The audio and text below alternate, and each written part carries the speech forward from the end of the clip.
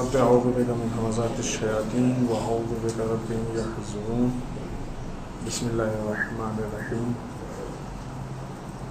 الحمد للہ وسلام علی عباده الذین اصطفى ولعنۃ الدائمۃ الباقیۃ علی اعدائهم اجمعین من الآن الی قیام یوم الدین اما بعد اوصیکم نفسی بتقوی اللہ. وقال علی بن ابی طالب علیہ الصلاۃ والسلام اللهم صل على محمد وعلى محمد عاتب اخاک بالاحسان الیہ وردد شرہ بالانعام علیہ. اس پہلے خطبے میں سب سے پہلے اپنے نفس اور آپ سب کو تقوی الہی کی طرف دعوت دیتے ہوئے، اس لیے کہ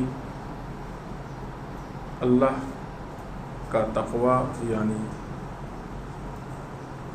انسان کا اللہ کے بنائے ہوئے سسٹم پہ ایمان اور عمل. درواقع آنے والے مہینے میں ہمارے پاس بہترین فرصت ہوگی کہ ہم تقوی الہی کی پریکٹس کر سکیں اور خود اس پریکٹس کے لیے اپنے آپ کو آمادہ کرنا خود یہ ایک کام ہے کہ جس کی فرصت دن بدن کم سے کم ہوتی جا رہی ہے. اس لیے کہ روزے کا جو فلسفہ ہے اس فلسفے کو قرآن مجید نے جو بیان کیا ہے لعلکم تتقون، شاید تم متقی ہو جاؤ، صاحب تقوی ہو جاؤ. درواقع کوئی بھی پرہیز کہ جو برائیوں سے ہے یا غلط چیزوں سے یا جن چیزوں سے اللہ نے حکم دیا ہے پرہیز، مثلا روزے میں کھانے پینے سے پرہیز، تو یہ حلال چیز ہے نارمل حالات میں. کوئی بھی پرہیز انسان کو تقوی کی طرف بڑھاتا ہے. ابھی سے ہم اپنے آپ کو، اپنے نفس کو اس روزے کا یا اس حالت کا عادی بنائیں کہ جس حالت میں انسان اللہ کے کہنے پہ ہر وہ چیز کی جس سے اللہ راضی نہیں ہے اس کو چھوڑنے پہ آمادہ ہو جائے. تقوی کا آؤٹ پٹ، تقوی کا بہترین نتیجہ، بہترین ثمرہ، بہترین اثر یہ ہے کہ انسان کا نفس اس چیز کا عادی ہو جائے کہ کسی بھی چیز کے لیے اگر اللہ کی طرف سے یہ معلوم ہو جائے کہ حکم پروردگار ہے کہ اس کو چھوڑ دو، انسان کو ایک لمحہ نہ لگے یہ سوچنے میں بھی کہ مثلا چھوڑیں نہیں چھوڑیں، کیسا ہے، اتنا عزیز ہے. جہاں پہ یہ چیز پیش آتی ہے کہ آیا اس چیز کو چھوڑیں نہ چھوڑیں، یہ بہت اچھا ہے، دل کو بہت عزیز ہے، اتنے دن سے ہمارے ساتھ ہے، یہ خود اس کا مطلب کہ انسان ابھی وہ تقوی کو اس مرحلے میں نہیں آیا ہے کہ جہاں پہ اللہ کے حکم کے مطابق اس کے سسٹم کو پوری طریقے سے اپنا لے. اگر انسان اپنے نفس کو اس حالت میں لے آئے تو یقیناً یہ بہترین تقوی پروردگار. ماہ مبارک کے رمضان میں یہی پریکٹس ہم کو کرائی جاتی ہے روزے کے ذریعے سے. اور بھی دوسرے فوائد ہیں، ایسا نہیں کہ یہی صرف فائدہ ہے، اور بھی دوسرے روزے کے بہت سارے فوائد ہیں، بہت سارے فلسفے ہیں روزے کے، بہت سارے احکام ہیں، بہت ساری چیزیں ہیں. وہ ہم کو یہ پریکٹس اس میں سے ایک بہت اہم یہ ہے کہ ہم پرہیز کے عادی بنیں. تقوی کے جو معنی بتائے جاتے ہیں، جو اس کے مفہوم کو، اس میں سے ایک بہت مشہور معنی یہی ہے پرہیزگاری. تقوی کا معنی کیا کہا جاتا ہے؟ پرہیز، پرہیزگاری، پرہیزگار ہونا. وہ کس چیز سے پرہیز کرنا؟ جو ہم نہیں چاہتے اس سے پرہیز کرنا یا جو اللہ نہیں چاہتا اس سے پرہیز کرنا؟ اگر ہم نہیں چاہتے اس سے پرہیز کرنا تو یہ تقوی نہیں ہوا، یہ سینٹرلائز سسٹم نہیں ہوا، کیونکہ ہر آدمی کی پسند ناپسند الگ ہوتی ہے. پرہیز کا مطلب، پرہیزگاری کا مطلب، تقوی کا مطلب جو اللہ نہیں چاہتا ہے اس سے پرہیز کرنا، ولو یہ کہ ہم چاہتے ہو، اور جو اللہ چاہتا ہے اپنانا اس کو اپنانا، ولو یہ کہ ہم نہیں چاہتے ہو. یہ تقوی الہی کا بہترین اور واضح مفہوم ہے. اب انشاءاللہ ہم لوگ ابھی سے آمادگی کریں گے تاکہ ماہ رمضان میں اس اللہ کی توفیق سے زیادہ استفادہ کریں اور خود سازی کر سکیں۔ آئیے امیر بیان مولا متقیان حضرت علی بن ابی طالب علیہ السلام کا یہ قول کہ جس میں امام فرماتے ہیں آتب اخاک بالاحسان الیہ وردد شرہ بالانعام علیہ، اپنے بھائی کو اگر تنبیہ کرو تو احسان کرنے کے بعد۔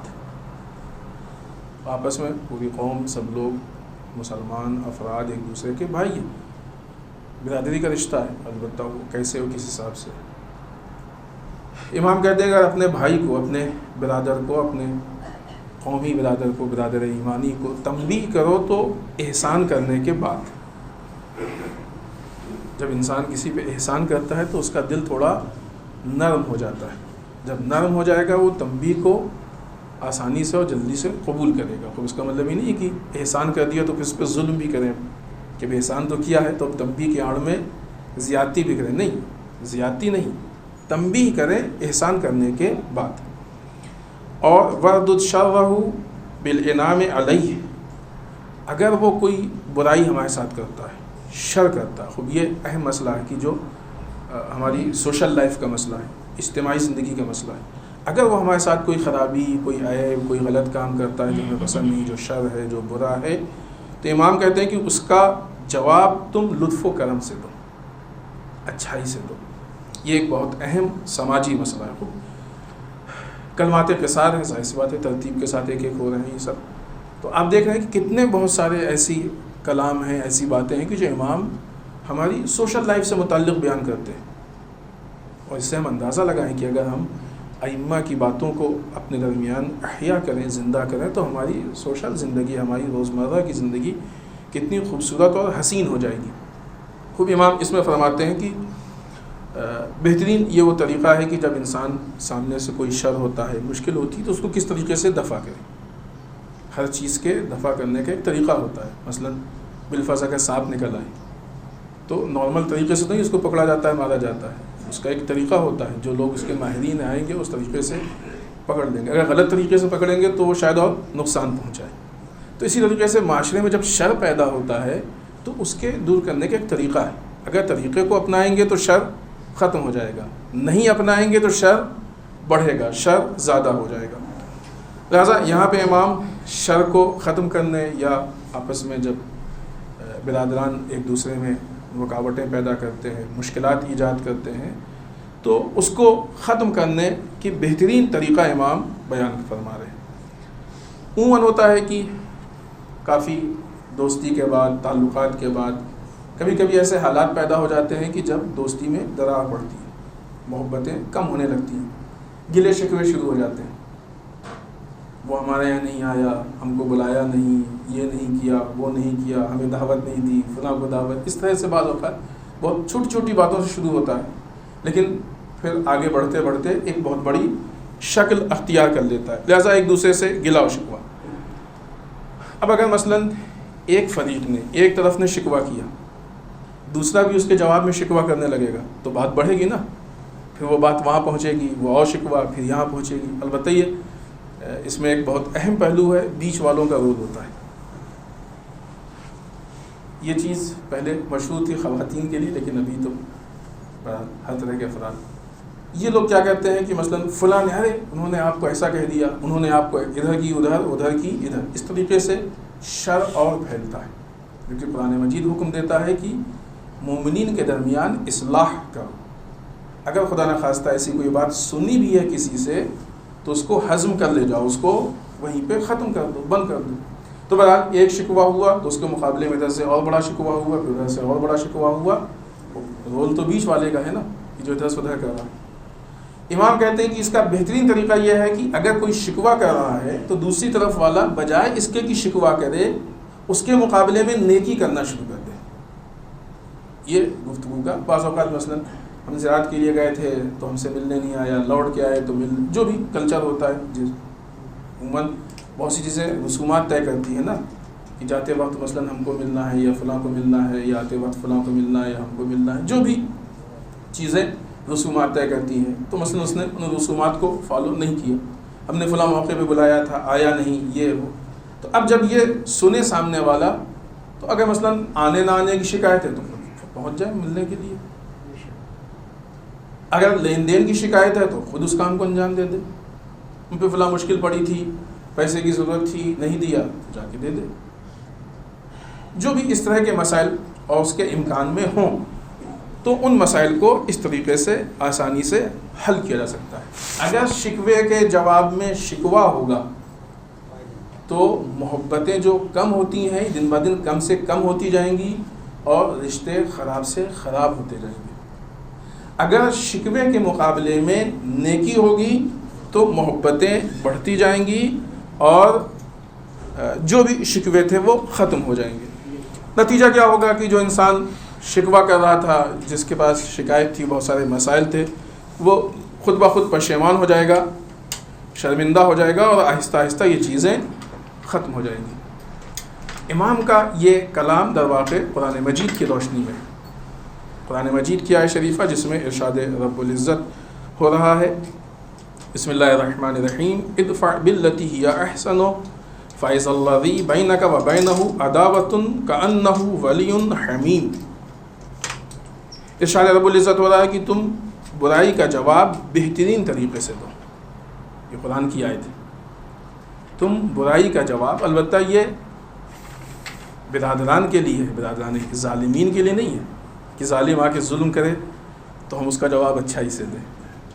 ہاں، ظالمین کے لیے نہیں ہے، یہ برادران ایمانی کے لیے، آپس میں برادران ایمانی جو ہیں، مومنین ہیں، آپس میں برادران اسلامی ہیں، ان کے لیے تم برائی کا جواب بہترین طریقے سے دو۔ یہ قرآن کی آیت ہے، خود اس میں معتبر ہے نہیں ہے یہ سارے مسائل پیش نہیں آتے ہیں، وہ آیت ہے اور یہ اصول ہے، ایک دم ہمارے لیے قانون ہے، بنیادی قانون ہے کہ جس پہ عمل کرنا ہی ہماری زندگی کا راستہ ہے اور حل ہے۔ امام فرماتے ہیں تم برائی کا جواب آیت میں ارشاد رب العزت ہو رہا ہے کہ تم برائی کا جواب بہترین طریقے سے دو، اس طرح جس کے اور تمہارے درمیان عداوت ہے وہ بھی ایسا ہو جائے گا جیسے گہرا دوست ہوتا ہے، ولی حمیم، گہرا دوست۔ تو جب اس طریقے سے ہم پیش آئیں گے تو جو دوستی تھی جس میں درار پڑی تھی وہ نئی صرف ختم ہو جائے گی، شاید ہو سکتا ہے کہ دوستی میں محبت میں اضافہ ہو، کیونکہ دیکھیں یہ جو حالت ہوتی ہے در واقع انسان کی اصلی حالت نہیں ہے، یا غصے کی حالت ہے یا جذبات کی حالت ہے، یا یہ کہ اگر کچھ لوگوں نے اس سے غلط بیانی کی ہے تو جو ایک غلط خیال اس کے ذہن میں ہے یہ اس کی حالت ہے۔ جب تک یہ حالت باقی رہے گی تب تک یہ مسائل پیدا رہیں گے۔ جس دن یہ حالت ٹوٹ جائے گی، ختم ہو جائے گی، وہ انسان اس حالت سے اپنی حقیقی حالت میں واپس آ جائے گا تو وہ حقائق اس کے سامنے آئیں گے۔ پھر وہ سوچے گا کہ بتائیں کہ ایسے حالات میں جبکہ ہم نے اس کے ساتھ برائی کی، یہ کیا، تب بھی وہ ہم سے اچھے سے پیش آ رہا تھا۔ لہٰذا اپنے دوست کے متعلق اس کے دل میں محبت یا اخوت یہ ساری چیزیں بڑھ جائیں گی۔ لیکن دوسری طرف سے پھر اسی کے بعد والی آیت شریفہ میں ارشاد رب العزت ہو رہا ہے کیونکہ یہ ہر ایک کے بس کا نہیں ہے۔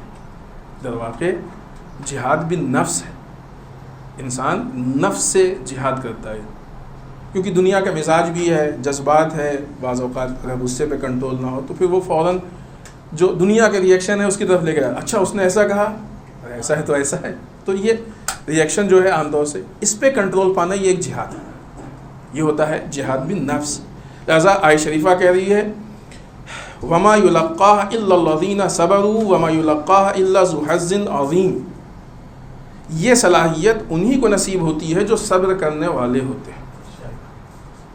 خود صبر ایک بہت اچھی صفت ہے، اللہ نے یہ قرآن مجید میں اعلان کیا ہے ان اللہ مع الصابرین، اللہ صبر کرنے والوں کے ساتھ۔ تو یہ صلاحیت کس کو نصیب ہوتی ہے؟ جس کے اندر صبر کی صلاحیت ہو، صبر کرنے والوں کو نصیب ہوتی ہے۔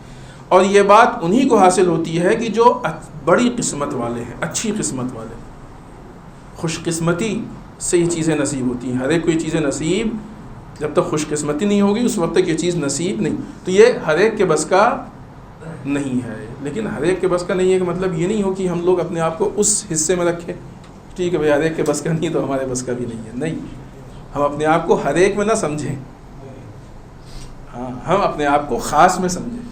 ہم ان لوگوں میں ہیں کہ جن کو، کیونکہ ہر انسان ترقی کرنا چاہتا ہے. ترقی یہ ہے کہ اللہ کے نزدیک ہو، اللہ کی باتوں پہ عمل کرے، اللہ کے حکم پہ عمل کرے. ہر آدمی چاہتا ہے نا خوش قسمت ہو. کہتے ہیں نا دعا کیجیے ہماری قسمت اچھی ہو جائے. قسمت آج کل وہ کیسے خوش قسمتی ہوتی ہے؟ اپنے آپ تو قسمت نہیں پلٹتی، قسمت کو پلٹایا جاتا ہے، تبدیل کیا جاتا ہے. تو انسان اپنی حرکتوں سے اپنی قسمت کو تبدیل کرتا ہے. آئیے اس پہ ہم آپ کو معصومین کے بعض سیرت سے مثالیں پیش کریں. رسول اکرم صلی اللہ علیہ وآلہ وسلم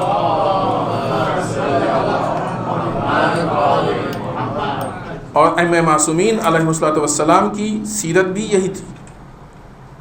سب سے پہلے خود رسول کی سیرت فتح مکہ کے بعد، جب مسلمان فتح مکہ کے بعد مکے میں داخل ہو رہے تھے، تو آپ سوچئے کہ اس طولانی مدت کے بعد کہ جس سے پہلے کتنی جنگیں ہو چکی ہیں، کفار کے ذریعے سے کتنے مسلمان مارے جا چکے ہیں، اور جنگیں ایسی تھیں کہ جو کفار کی طرف سے تھیں. اسلام نے ڈیفنس کیا تھا، اتنا سارا نقصان اٹھایا تھا، کتنے لوگ شہید ہوئے تھے. اس سے بڑی تو مشکل نہیں ہوتی ہے نا. مالی نقصان، جانی نقصان، وقت کا، کئی طرح کے نقصانات برداشت کیے تھے.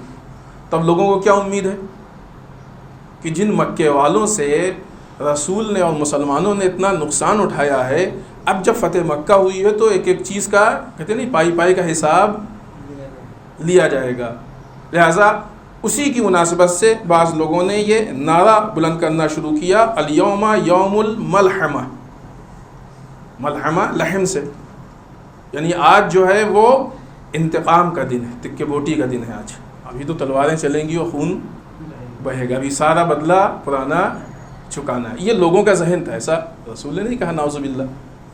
الیوم یوم الملحمہ یہ شعار، یہ نعرہ بلند کیا گیا. رسول نے فوراً اس کی رد کی کہ نہیں، الیوم یوم المرحمہ، یہ رحم کا دن، یہ بخشش کا دن. وہ غلطیاں ذہن میں ہوں، وہ خرابیاں ذہن میں ہوں، ساری چیزیں. اور مکے والوں کے لیے کہا اذهبوا انتم الطلقاء، جاؤ تم آزاد کر دیے گئے، آزاد ہو، سب کو آزاد کر دیا. یہ پوری گفتگو ہے فتح مکہ کی، تفصیلی گفتگو ہے، اور اس میں بہت ساری عبرت ہیں، بہت سارے درس ہیں کہ جو ہمارے لیے ہیں، کہ جو ہم کو سمجھنا چاہیے. یا ظاہر سی بات ہے کہ جب رسول نے اس کام کو انجام دیا تو لوگ اسلام کی طرف زیادہ مائل ہوئے، ایک محبت پیدا ہوئی، صمیمیت پیدا ہوئی، اور کثیر تعداد میں لوگوں نے اسلام کو قبول کیا. کہ مفسرین کا ایسا کہنا ہے کہ اس آیت کا مصداق وہاں پہ نظر آیا، وَرَأَيْتَ النَّاسَ يَدْخُلُونَ فِي دِينِ اللَّهِ أَفْوَاجًا، اور آپ دیکھیں گے کہ لوگ دین میں فوج در فوج داخل ہو رہے ہیں. اسی طریقے سے اگر آپ دیکھیں تو مولا کائنات حضرت علی بن ابی طالب علیہ السلام، جنگ جمل معلوم ہے ہسٹری ہم کو، کتنا نقصان ہوا، سب کچھ ہوا، لیکن جنگ جمل کے بعد امام علی نے مال غنیمت نہیں اٹھایا، ان لوگوں سے نہیں لیا، چھوڑ دیا مال غنیمت. کسی طرح کا کوئی بدلہ، کوئی کچھ نہیں. اور نہ یہ کہ بدلہ نہیں، مال جب جنگ ختم ہو گئی، جب تک جنگ ہو رہی تو مجبوری ہے، کوئی مال غنیمت نہیں، کوئی مال نہیں، کچھ نہیں. حتیٰ کہ جو اصل بنیاد تھی جنگ کی اس کو بھی احترام کے ساتھ واپس بھیج دیا. آپ دیکھیں یہ ائمہ کی سیرت. حتیٰ امام سجاد علیہ السلام کا ایک واقعہ ہے، جلدی سے ہم خلاصہ اس کا عرض کریں کہ ایک شخص، امام بیٹھے تھے تشریف رکھتے تھے، ایک شخص آیا اور آنے کے بعد امام کے سامنے الٹا سیدھا کہا، اور جب چلا گیا تو امام کے پاس جو لوگ تھے، امام نے کہا کہ کیا تم یہ چاہتے ہو کہ یہ سنو کہ ہم اس کو کیا جواب دیتے ہیں؟ اس نے کہا ہاں امام تو چاہتے ہیں. کہا ہمیں سچ، چلو اس کو جواب دے کے آتے ہیں. خوب امام چلے اور سب ساتھ میں جا رہے ہیں. اچھا یہ بھی ایک مسئلہ ہوتا ہے، جب ساتھ میں کافی لوگ ہوں تو انسان کو احساس ہوتا ہے نا، پاور تو ہمارے ساتھ ہے، ابھی بدلہ لیں گے. افراد کے ساتھ ایک احساس ہوتا ہے. یہاں پہ اپنے اوپر کنٹرول کرنا یہ خود انسان کا ایک کمال ہے. جب امام جا رہے تھے تو راستے میں امام نے آیت شریفہ کی تلاوت کی، وَالْكَاظِمِينَ الْغَيْظَ وَالْعَافِينَ عَنِ النَّاسِ وَاللَّهُ يُحِبُّ الْمُحْسِنِينَ. یہ متقین کے صفات میں سے ہے کہ جو لوگ اپنے غصے پہ کنٹرول کر لیتے ہیں اور لوگوں کو معاف کر دیتے ہیں. اللہ نیکی کرنے والوں کو دوست رکھتا ہے. جب لوگوں نے اس آیت شریفہ کو سنا تو سمجھ گیا کہ امام کیا کرنے والے ہیں۔ امام جب وہاں پہنچے اس کو آواز دی، کہا ہم فلاں آئے ہیں۔ وہ گھر سے باہر آیا، امام نے اس سے کہا یا اخی انک کنت وقد وقفت علی آنفا فقلت وقلت ان کنت قلت ما فی فاستغفر اللہ منہ وان کنت قلت ما لیس فی فغفر اللہ لک۔ اے برادر، ابھی تم ہمارے پاس آئے تھے اور تم نے کچھ نسبتیں ہماری طرف دی، اگر وہ چیزیں ہمارے اندر ہیں تو ہم اللہ سے استغفار کرتے ہیں۔ امام کہہ رہے ہیں اگر وہ چیزیں ہمارے اندر ہیں تو ہم اللہ سے استغفار کرتے ہیں، اور اگر نہیں ہے ہمارے اندر تو ہم تمہارے لیے اللہ سے استغفار کرتے ہیں۔ ہے نا بڑی چیز؟ یہ ائمہ کی سیرت کسی اور کے لیے نہیں ہے، صرف سننے کے لیے نہیں، اپنانے کے لیے ہے۔ خود جب اس نے امام کی اس محبت کو دیکھا، امام کے اس کردار کو دیکھا، تو آ کے امام کو بوسہ دیا اور کہا کہ نہیں، یہ جو چیزیں ہم نے کہی ہیں یہ آپ میں بالکل نہیں پائی جاتی ہیں، البتہ ہم اس کے لائق ہیں۔ حقیقت کا اس نے اقرار کیا۔ رسول اللہ صلی اللہ علیہ وآلہ وسلم کے لیے روایات میں مشہور ہے کہ رسول کبھی بھی برائی کا بدلہ برائی سے نہیں دیتے تھے، بلکہ ہمیشہ برائی کا بدلہ بھلائی سے دیتے تھے۔ بہت سے واقعات ہیں رسول کے بھی، وقت نہیں ہے کہ ہم ان چیزوں کو پیش کریں۔ ایک مفہوم ہے، ایک شعر ہے فارسی کا، اس کا مفہوم ہم پیش کرتے ہیں اور اپنی اس بات کو ختم کرتے ہیں، کہ جس میں شاعر نے بہت اچھی بات کہی ہے کہ برائی کا بدلہ برائی سے دینا بہت آسان ہے۔ ہم لوگ اسی کو سخت سمجھتے ہیں نا، طاقت کے اظہار کے ذریعے کو، کہ یہ بڑا کام ہے، طاقت کا اظہار کیا، ہم نے ایک بہت بڑا تیر مار دیا، یہ ثابت کر دیا کہ ہم بڑے ہیں۔ شاعر کہتا ہے کہ برائی کا بدلہ برائی سے دینا آسان ہے، اگر مرد ہو تو برائی کا بدلہ بھلائی سے دو۔ واقعی یہاں پہ کیونکہ انسان اپنے اوپر کنٹرول کرے اور اپنے نظام کو اپنائے گا، مردانگی اس میں ہے۔ لہذا یہ ایک وہ امام کا بتایا ہوا اصول ہے کہ جو ہمارے معاشرے کو بہتری کی طرف لے کے جاتا ہے۔ اس میں بہت ساری چیزیں ہیں کہ انسان کن چیزوں پہ دھیان دے، کن چیزوں پہ دھیان نہ دے، بہت سارے مسائل ہیں کہ اتنا وقت نہیں کہ ان باتوں کو یہاں پہ ابھی فی الحال پیش کیا جائے۔ انشاءاللہ کبھی موقع ہوگا تو تفصیل سے گفتگو کی جائے گی۔ بسم اللہ الرحمن الرحیم، انا اعطیناک الکوثر فصل لربک وانحر انا شانئک ھو الابتر۔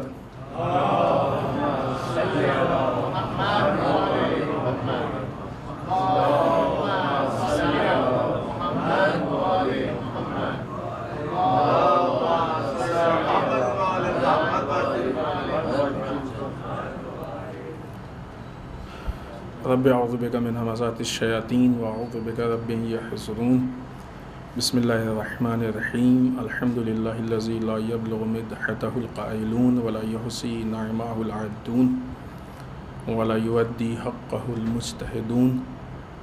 اللہم صل وسلم علی صاحب الدعوۃ النبویہ وصولۃ الحیدریہ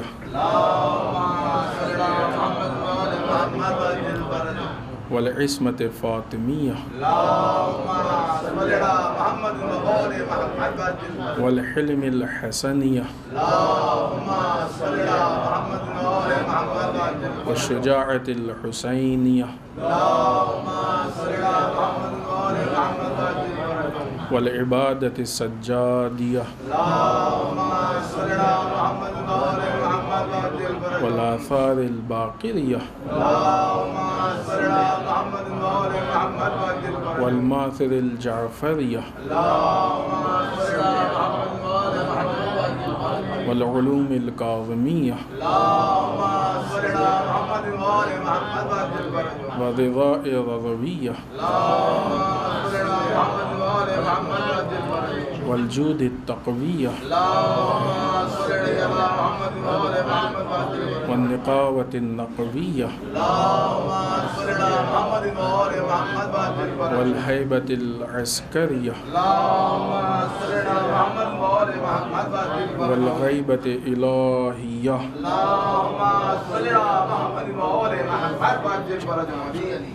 واللعنة الدائمة الباقية على أعدائهم أجمعين من الآن إلى قيام يوم الدين أما بعد. اس دوسرے خطبے میں ایک بار پھر اپنے نفس اور آپ سب کو تقوی الہی کی تاکید کرتے ہوئے اس ہفتے کے مناسبات میں، البتہ اس ہفتے کی نہیں، اس کے بعد والے ہفتے میں آنے والی جو مناسبت ہے وہ انشاءاللہ ماہ مبارک رمضان نزدیک ہے. وہ عظیم مہینہ ہے اور عظیم فرصت ہے کہ جس کی آمادگی اور تیاری ہم کو پہلے سے پہلے کرنی چاہیے. ہر آنے والی بڑی چیز کا استقبال ہوتا ہے، ویلکم، اور ہر استقبال کا الگ طریقہ ہوتا ہے. جیسا سامنے والا ہوتا ہے اس حساب سے اس کا استقبال ہوتا ہے. ماہ مبارک رمضان کے بھی استقبال کی ضرورت ہے، لیکن ماہ رمضان کا استقبال ظاہر سی بات ہے کہ ویسا نہیں ہے کہ ہم لوگ جمع ہو جائیں، جلوس نکالیں، ہار پہنائیں. وہ استقبال نہیں. استقبال اس کا یہ ہے کہ اپنے آپ کو، اپنے نفس کو آمادہ کریں کہ ہم ماہ مبارک رمضان کی حالت کو ایکسیپٹ کر سکیں، قبول کر سکیں. جتنی زیادہ سے زیادہ کر لیں گے اتنا ہمارے لیے مفید ہے. کچھ چیزیں ہیں کہ جن نکات کو اگر ہم اپنائیں گے یا ان پہ توجہ دیں گے یا کام کرنے کی کوشش کریں گے تو ہم اپنے آپ کو تبدیل کریں گے. اور اسی لیے ہم نے کافی پہلے، کیونکہ ابھی ایک جمعہ اور ہے اس کے بعد انشاءاللہ ماہ رمضان سے پہلے، لیکن پہلے اس پہ گفتگو شروع کی کہ تھوڑی فرصت رہے ان کاموں کے لیے. اگرچہ ہمیشہ کی طرح اس سال بھی یہ بات ماہ رجب کے آغاز میں کہی گئی تھی کہ یہ رجب اور شعبان وہ مہینے ہیں کہ جو ہم کو آمادہ کرتے ہیں ماہ رمضان کے لیے، لیکن ابھی زیادہ نزدیک ہو گئے ہیں. لہٰذا وہ جو کوششیں ہیں ان کو اور زیادہ بڑھا دینے کی ضرورت ہے. خود شعبان المعظم جو کہ خود سازی کا مہینہ ہے کہ اپنے آپ کو بہتر سے بہتر بنائیں، یہ خود ماہ مبارک رمضان کے استقبال کے لیے ایک بہت اچھا اور بہترین کام ہے کہ جس میں مناجات شعبانیہ مؤثر ہے، اثر انداز ہے. اس کے علاوہ ماہ رمضان سے متعلق بہت ساری چیزیں سمجھنا، فلسفہ، کس طریقے سے اس کو ہم اپنائیں، کیسے ہم ماہ رمضان میں اپنے اندر، اپنے وجود میں تبدیلی پیدا کریں. دو چیزیں اگر ہم پڑھیں تو کافی حد تک ہم نزدیک ہو سکتے ہیں. ایک امام سجاد علیہ السلام کی صحیفہ سجادیہ میں استقبال ماہ رمضان کی دعا. کافی ہم کو اندازہ ہوگا کہ امام ماہ رمضان سے متعلق ہم سے کیا کہہ رہے ہیں. خود حقیقت بہت ساری چیزیں کھل کے بہت بڑی دعا نہیں ہے، البتہ یہ بات سب کو معلوم ہے کہ کسی دعا یا خطبہ کوئی چیز پڑھنے کا مطلب یہ ہے کہ ترجمے کے ساتھ پڑھا جائے. معلوم تو ہو کہ کیا کہا جا رہا ہے، بغیر ترجمے کے پڑھنے کا کوئی فائدہ نہیں ہے. لہٰذا اس دعا کو یعنی ترجمے کے ساتھ پڑھیں. بہت لمبی دعا نہیں، ایک مرتبہ بیٹھ کے انسان پڑھ سکتا ہے، بہت آسانی سے پڑھ سکتا ہے. تو ہم کو معلوم ہوگا کہ امام ہم کو کن چیزوں کی طرف لے کے جانا چاہتے ہیں. اور بھی بہت ساری باتیں ہوتی ہیں، لیکچرز ہیں، اسپیچ ہیں، یہ ہم بہت مختصر میں، اور وہ کی جو ہمارے امام کا کلام ہے. دوسری چیز کی رسول اللہ صلی اللہ علیہ وآلہ وسلم کا خطبہ شعبانیہ، اس پہ ہر سال گفتگو ہوتی ہے، کچھ باتیں بھی ذکر ہوتی ہیں. انشاءاللہ اس سال بھی گفتگو ہوگی تھوڑی بہت، لیکن فی الحال ابھی صرف ہم آپ کو یاد دلا دیں خطبہ شعبانیہ. یہ بھی بہت لمبا نہیں، یعنی اس ایک ہفتے کے دوران اگر ہم چاہیں تو ان دونوں چیزوں پہ ٹھیک ٹھاک کام کر سکتے ہیں. یہ بھی اتنا بڑا ہے کہ انسان ایک مرتبہ بیٹھ کے پڑھ سکتا ہے. ایک مرتبہ بیٹھ کے پڑھنے کا مطلب یہ ہے کہ اگر انسان ایک مرتبہ بیٹھ کے پڑھ رہا ہے اور زیادہ لمبا ہوتا ہے تو تھکان محسوس ہوتی ہے، تھوڑا سا ذہن ادھر، نہیں، اتنا لمبا نہیں ہے کہ ہم کو ایک بار بیٹھ کے پڑھنے میں تھکان محسوس ہو، ذہن ادھر ادھر جائے، ایسا نہیں. ایک مرتبہ بیٹھ کے ہم اس کو بھی پڑھ سکتے ہیں. البتہ پھر غور و فکر اور اس کی جو تفصیلات ہے اور جو بھی گہرائیاں ہیں اس میں جانے کے لیے جتنا بھی وقت ہو وہ کم ہے۔ ان دو چیزوں کے بعد ہم کو کافی حد تک ماہ رمضان کی معرفت حاصل ہو جائے گی۔ خطبہ شعبانیہ اس سے پہلے بھی ذکر ہوا کہ رمضان ماہ مبارک رمضان سے متعلق ہے، لیکن رسول اللہ صلی اللہ علیہ وآلہ وسلم نے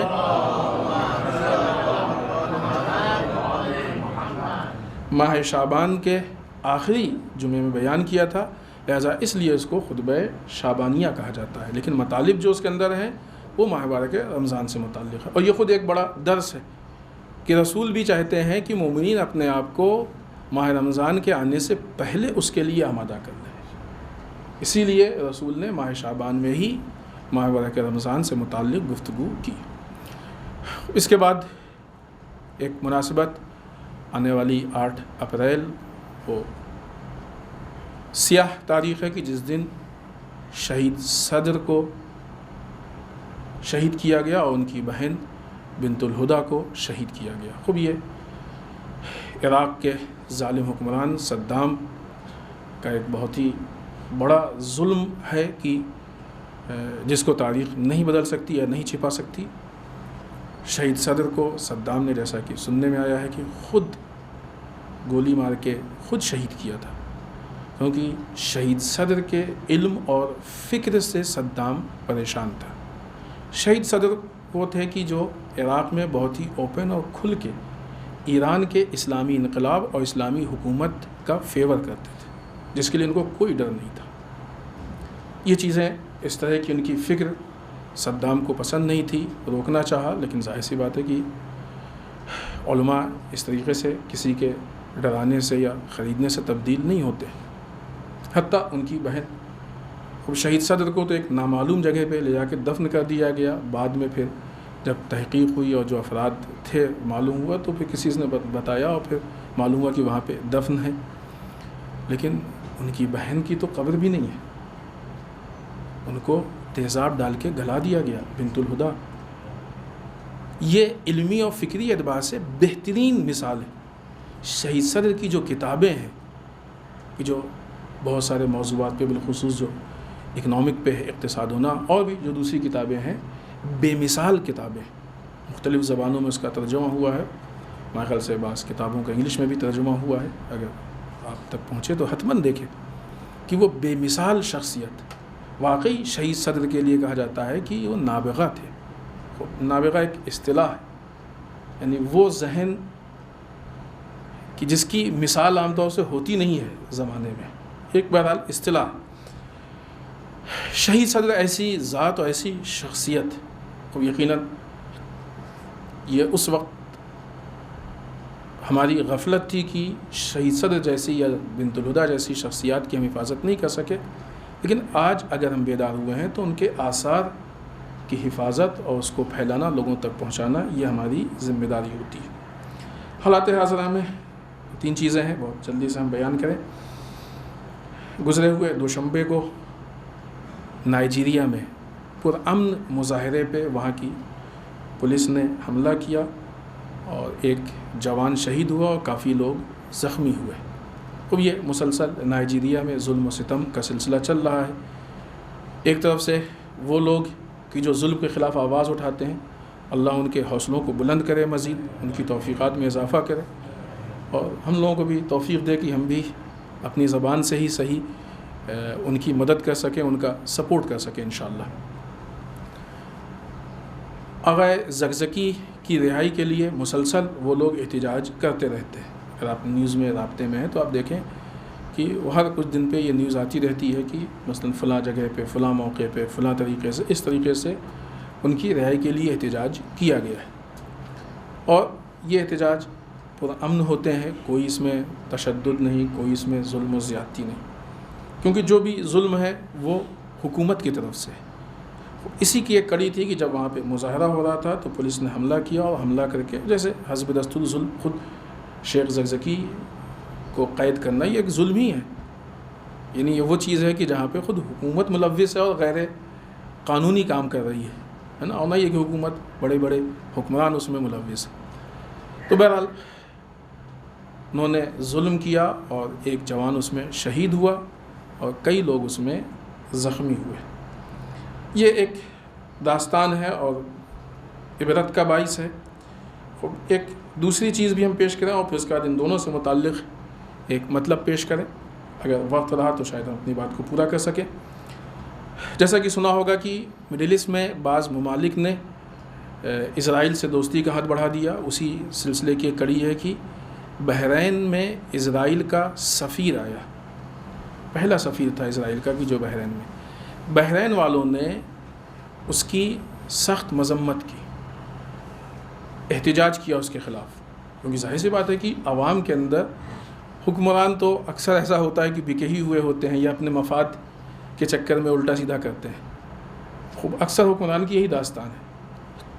تو حکمران تو اپنے ذاتی مفاد کے لیے ملک کو بھی بیچ دیتے ہیں، عوام کو بھی بیچ دیتے ہیں، ویلیوز بھی بیچ دیتے ہیں۔ خوب ایسے ہی بحرین میں ایک طولانی عرصے سے یہ سارے مسائل اس طرح کی چیزیں آ رہی ہیں، اور ابھی جب بالخصوص زیادہ وہ ہوا کہ اس نے بڑھ کے ان لوگوں نے اسرائیل سے ہاتھ ملا لیا اور وہاں کا سفیر بھی آ گیا۔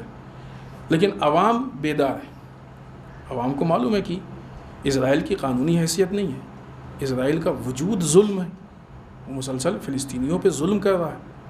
لہٰذا وہاں کی عوام نے مذمت کی اور احتجاج میں اسرائیل کے فلیگ کو جلایا اور جو سفیر آیا تھا اس کے فوٹو کو، تصویر کو جلایا۔ دیکھیں یہ پورا ایک ایسا مسئلہ ہے دشمن شناسی، یہ واقعی ابھی بھی پرابلم ہے۔ ہم دشمن نہیں پہچانتے، کیونکہ اس پہ بھی دشمنوں نے ہی کام کیا ہے کہ ہم دشمن کو نہیں پہچانے۔ پھر اس چیز کو ذہن میں رکھیں کہ جو نیو ورلڈ آرڈر، کہ جس کو وہ لوگ اپنے حساب سے ناؤ کہتے ہیں، نیو آرڈر آف ورلڈ، پوری دنیا کی جو سینٹرلائز حکومت کرنا چاہتے ہیں وہ پوری دنیا کو اپنے حساب سے تبدیل کرنا چاہ رہے ہیں، اور یہ ساری کوششیں اسی کی ہیں۔ چاہے وہ اس میں ان کو مثلاً شیخ زکزکی کا مقابلہ کرنا پڑے، آیت اللہ شیخ نمر کا مقابلہ کرنا پڑے، آیت اللہ شیخ عیسیٰ قاسم کا مقابلہ کرنا پڑے، یا اس طرح کی جو شخصیات ان کا مقابلہ کرنا پڑے، کبھی کسی کو قتل کیا، کبھی کسی کو قید کیا، تاکہ لوگ، کیونکہ یہ افراد کون ہیں جو لوگوں کو بیدار کر رہے ہیں، یہ رہیں گے تو دشمن لوگوں کو غافل کر کے اپنا فائدہ نہیں اٹھا پائے گا۔ لہٰذا یہ ایک ہی دو ہوتے ہیں، لیکن ایک ہی دو سے بڑی بڑی طاقتیں ڈر جاتی ہیں، اور ان کے خلاف اتنا بڑا سارا سب کچھ سسٹم ہوتا ہے۔ دوسری طرف سے اس کے لیے ان کو ممالک کے اوپر قبضہ کرنا ہے، پولیٹیکل اعتبار سے بھی، اکنامیکل اعتبار سے بھی، ایجوکیشن کے اعتبار سے بھی، فکر کے اعتبار سے کافی حد تک ہو ہی چکا ہے، جو میڈیا کے ذریعے، ہالی ووڈ اور بالی ووڈ کے ذریعے آپ دیکھیں نیوز وغیرہ کیا حال ہے۔ ایک زمانہ تھا کہ مثلا جب کبھی کہیں کوئی حادثہ ہوتا تھا، خوب یہ بات آئی ہے اور یہ باتیں لمبی ہیں، ہم کو جلدی ختم کرنا ہے، بہرحال جہاں پہ بھی پہنچے گی ہم اپنی بات کو ختم کر دیں گے۔ ایک زمانہ تھا جب کہیں پہ کوئی حادثہ ہوتا تھا تو ہر چینل کا نمائندہ وہاں پہنچتا تھا اور اپنے حساب سے آ کے وہ اس حادثے کو، واقعے کو بیان کرتا تھا۔ اس کا فائدہ یہ تھا کہ اگر کسی کی نگاہ سے کچھ رہ گیا تو دوسرے کی نگاہ میں آ گیا، اس نے بیان کر دیا، یا ایک کوئی اگر بک گیا اور کچھ چھپانا چاہ رہا ہے تو دوسرا ہے وہ بیان کر دے گا۔ تو بہت زیادہ کنٹرول نہیں تھا ظالمین کا اور حق سامنے آتا تھا۔ ابھی انہی افراد نے، بالخصوص اسرائیل اور زائونزم نے، اپنی نیوز ایجنسیاں بنائی ہیں۔ ابھی یہ چینلز کے یا نیوز پیپرز کے رپورٹر ہر جگہ نہیں جاتے، یہ نیوز ایجنسیاں جاتی ہیں، یہ نیوز لے کے آتی ہیں اور یہ ان لوگوں کو نیوز دیتی ہیں۔ ابھی کیا ہو گیا، یہ ایک آدمی کے ہاتھ میں نیوز ہو گئی، یا ایک فکر کے ہاتھ میں آ گئی نیوز، ایک سسٹم کے ہاتھ میں آ گئی نیوز۔ اب ان کے لیے آسان ہو گیا، جن چیزوں کو چھپانا ہو چھپا لیں، جس کو بدلنا ہو بدل دیں، جس کو لانا ہو ایڈ کرنا ہو بڑھا دیں۔ لہٰذا اب جب اس اعتبار سے نیوز آ رہی ہے تو لوگوں کی فکریں تبدیل ہو رہی ہیں، لوگوں کے حالات تبدیل ہو رہے ہیں۔ اب ان حالات کو دیکھتے ہوئے، ان چیزوں کو دیکھتے ہوئے، جو پوری دنیا کا حال ہے کہ پوری ایک فکر تبدیل ہو گئی ہے۔ بہت سارے لوگوں کی فکری شعور اتنا نہیں ہے کہ وہ دشمن کو پہچان سکیں۔ شاید یہ اتنی ان کی غلطی بھی نہ ہو کیونکہ اتنے سارے حملے ہیں، لیکن ہاں اگر وہ صحیح جگہ سے اپنے آپ کو متصل کر لیں تو شاید یہ مسائل اور مشکلات حل ہو جائیں۔ لیکن بہرحال اس سلسلے میں یہ چاہتے ہیں کہ ساری جو بھی چیزیں ہیں وہ ان کے کنٹرول میں ہوں جب ان کی حکومت ہو. ابھی ایک بہت اچھا جملہ دیکھنے میں آیا ہے. محمد عبدالسلام انصار اللہ یمن کے اسپیکر، بہت اچھی بات انہوں نے کہی ہے کہ اگر امریکہ کے لیے ممکن ہوتا تو ہمارے لوگوں تک آکسیجن بھی نہیں پہنچنے دیتا، آکسیجن بھی روک دیتا. خود یمن ایک الگ مسئلہ ہے، 2015 سے جنگ چل رہی ہے، کتنا مسائل ہے، مشکلات ہے، ساری چیزیں ہیں وہ اپنی جگہ پہ. ابھی دنیا میں جو سسٹم ہے کھانے پینے کی چیزوں پہ جو کنٹرول ہو رہا ہے، حتیٰ بعض جگہوں پہ پانی پہ کنٹرول ہو رہا ہے، پوری دنیا کو اپنے حساب سے چلانے کی کوشش ہو رہی ہے پوری دنیا کی. تو یہ اس طرح کے جو واقعات ہیں، یہ مسئلہ خلاصہ کریں کیونکہ وقت ختم ہو گیا ہے، اس طرح کے واقعات کو، ان مسائل کو ہم علاقے سے جوڑ کے کبھی مت دیکھیں فلاں مسئلہ بحرین کا ہے، فلاں مسئلہ نائجیریا کا ہے، فلاں مسئلہ یمن کا ہے. نہیں، ایسا کچھ نہیں ہے. یہ مسئلہ اس شیطانی حکومت کا ہے کہ جو پوری دنیا پہ کنٹرول کرنا چاہتی ہے، اور در واقع یہ حکومت امام زمانہ عجل تعالیٰ فرجہ الشریف کے مقابلے میں وہ نہیں چاہتے ہیں کہ امام کی حکومت قائم ہو. یہ ایک الگ باب ہے جس پہ بات ہو بھی چکی ہے، پھر ہوگی انشاءاللہ. وہ نہیں چاہتے ہیں کہ امام کی حکومت، یہ در واقع اس کے مقابلے میں.